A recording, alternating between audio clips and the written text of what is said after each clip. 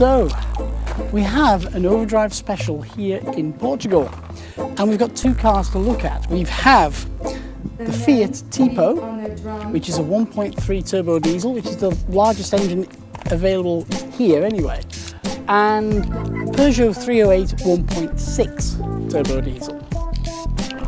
Fairly evenly matched, although the Fiat's a new model, the Peugeot is due facelift, which is out.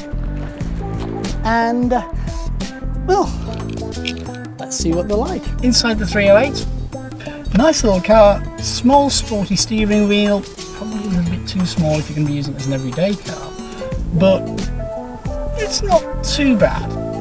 Mazda MX-5 is a little bit bigger than this, but it's not a bad size. Display is quite clear, we've got all the dials in the right places. Speedo, I suppose the opposite way around to what we're used to in the UK, but speedo on the left, barometer on the right, fuel, water temperature, everything you need there. The big gripe is this.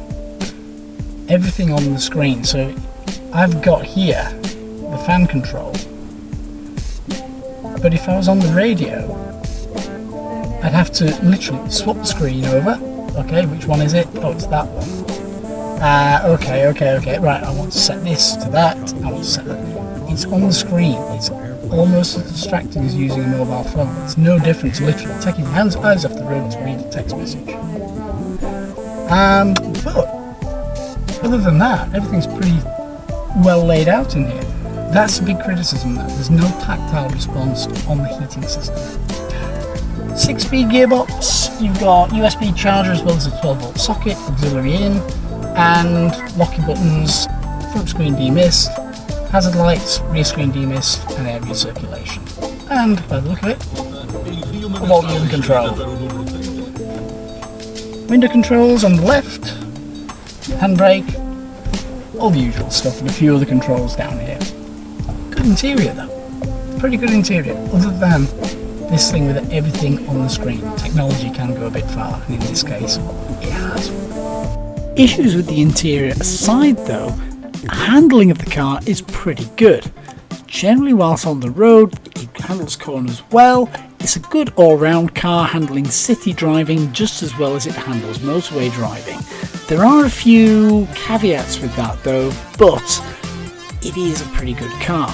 There's no city mode that's available on it, so what you have is what you get.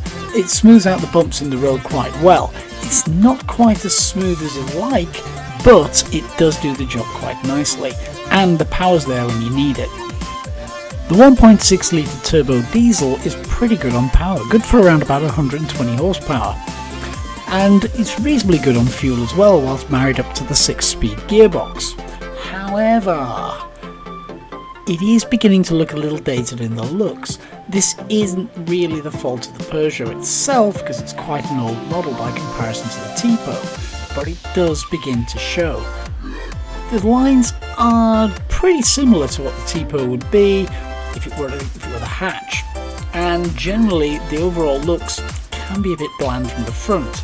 Folding wing mirrors though do help when locking and unlocking the car, minimising damage from passing motorists. There's plenty of boot space in the back of the car, so if you're going for a long journey, there's no problem with actually putting luggage in. And it doesn't compromise the rear seats either. There's quite a lot of space in the main cabin, both front and back. There's a separate cruise control on here which is away from the steering wheel, which is a good job as it's quite small. There's also a little display showing you who's got the seatbelts on. Overall, the car is a good package. Good as the 308 is it as good as this, the new Fiat Tipo? Fiat have resurrected the name of the Tipo from their past and brought out a car which really is good for the money. New looks, all electric dash, which is clear and understandable, and complete new set of alloy wheels to go with the car's up-to-date and modern looks. Modern headlamp units, and plenty of other toys to play around with.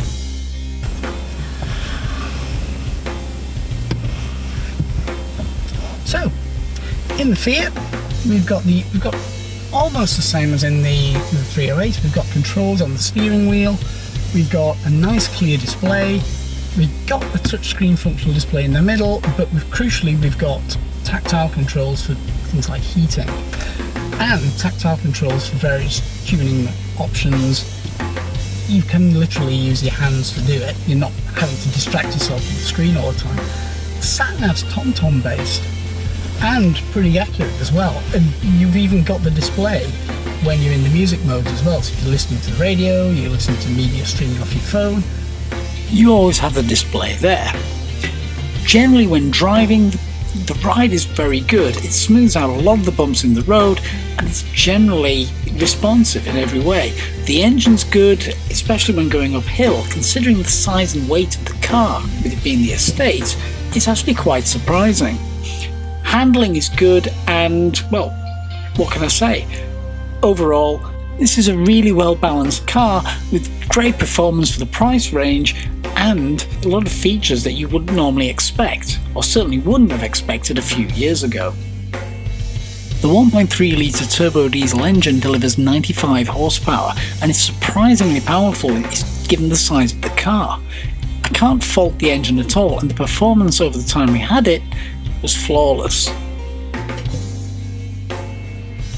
Generally the interior is well laid out and quite attractive. The controls are where you need them, the displays are clear, and certainly in comparison to the 308, it's certainly not as dull. The 308 is quite featureless in the dash, well sculptured, but just doesn't look appealing. While the Tipo may lack a few niceties like the folding wing mirrors when you lock the car, it is overall a better vehicle. It has a nicer line to it, and even the estate version is quite a nice car. It doesn't have that boxy look that many estates do actually have. Plenty of boot space regardless of whether you get the hatch or the estate. The problem in the estate is this. The cover can sometimes come out of the rails. It would be better to have an open topped rail that you just hook into, like many of the cars like the Zafira have. Controls are pretty well placed, they're all within reach, and, well, what can I say? The whole cabin is well designed, well put through, and although this is only a 5-speed gearbox, you don't really need any more on the 1.3. The fuel efficiency is excellent.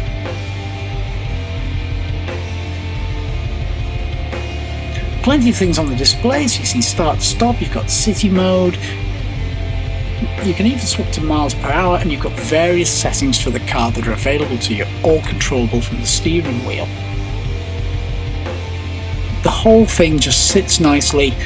Out of the two cars, personally I preferred the Fiat. It's got the newer design, it's got more bold looks, and quite frankly, has a better fuel economy than the Peugeot.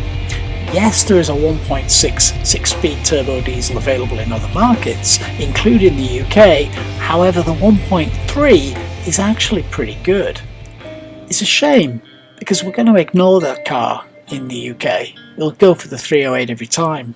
And you know what? It's our loss.